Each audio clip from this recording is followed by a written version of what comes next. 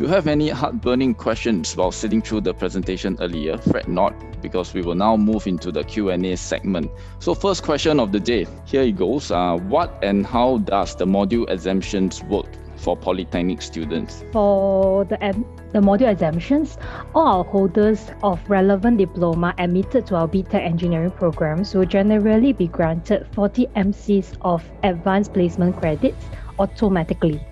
So there isn't any need to go and specially request for any exemptions.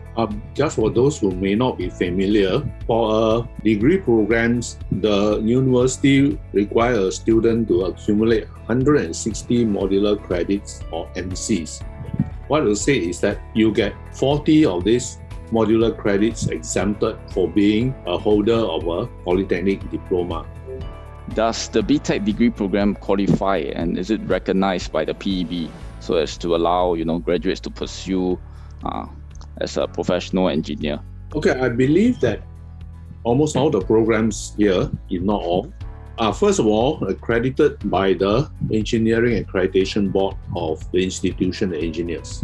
Secondly, they are also eligible to apply to take the examinations of the Professional Engineers Board. And the PEB has a certain requirements. First of all is to have a recognized degree, which you would have when you graduate with a BTech degree. You will have to work for some time and gain experience under the supervision of professional engineers. Then you take the examinations prescribed by the PEB, and if you fulfill all the conditions that is set down, then you could then apply to be registered as a PE. So yes, I can speak only for electronics engineering, but as I mentioned just now, you could go and register and sit for the exams with a view to qualify as a professional engineer in the electrical engineering discipline, meaning the heavy current, heavy voltage side of things. You can, of course, all along apply and be registered also to practice in the electronics engineering discipline. I believe that is applicable to the other branches of engineering in our BTech programs as well.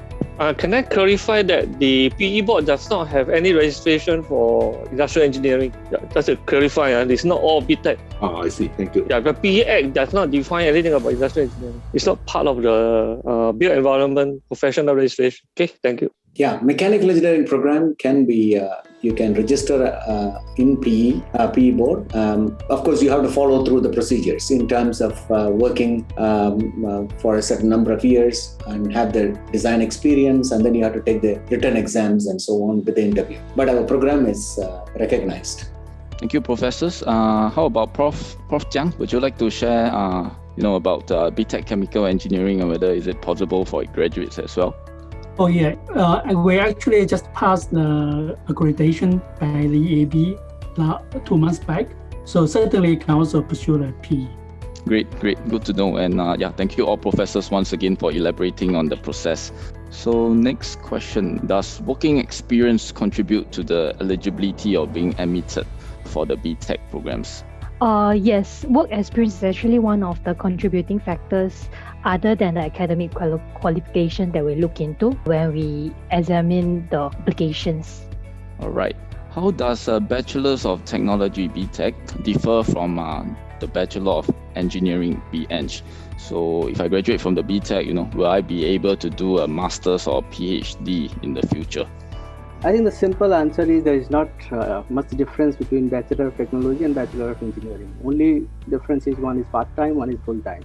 So the same facilities, NUS facilities are, provided to both full-time as well as part-time students. The same professors teach, so same academic rigor is applied. So the two degrees are actually same, right? And the second part of the question, whether students are able to go for masters and PhD, yes. Only last year I was happy to recommend one of our students for PhD program in one of the Australian universities, one of the top universities in Australia. And many of our BTech graduates actually joined the master's program in NUS itself. So we have very large number of cases who end up doing masters and PhD. So in that sense, there is no difference between BTech and BEng.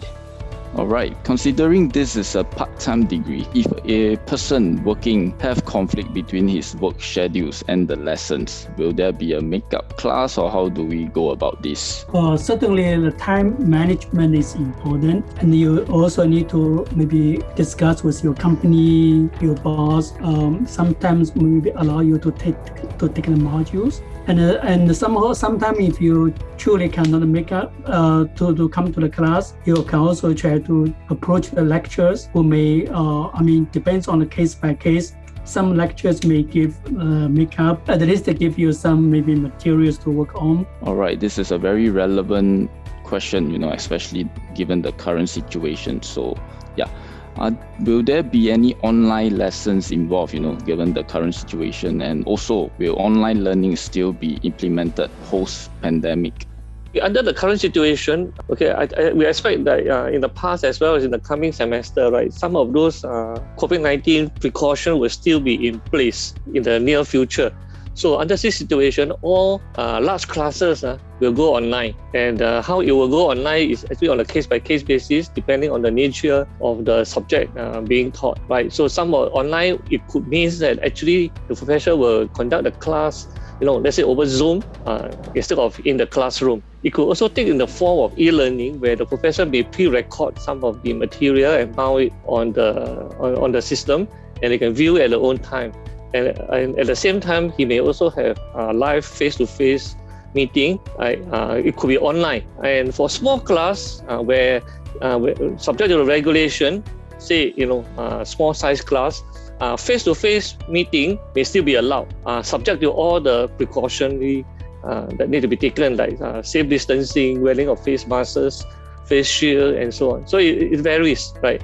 So whatever we do, we can be assured that it will be COVID safe with all the necessary precaution taken into account, right? So because your health and safety is one of our top priority. Okay, here it goes. I am a part-time diploma graduate and was informed to attend the BEBU program. Hence, do I apply under the BEBU program or BTech directly for the January intake?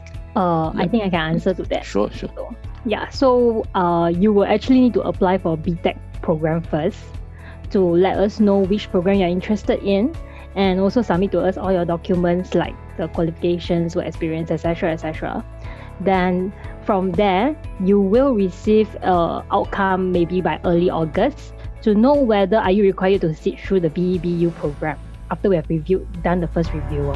Yeah, so very importantly, on behalf of the BTech faculty as well as the NUS team, we sincerely hope that you have got all that you need to make an informed decision, especially in the current application window. If you have further questions for us, not to worry as well, you can still get in touch at btech.enquiry@nus.edu.sg. Remember that applications are now open and will close by the 30th of June 2021 by 12 noon. So from the NUS family, thank you very much once again for joining us tonight and for being such a wonderful audience.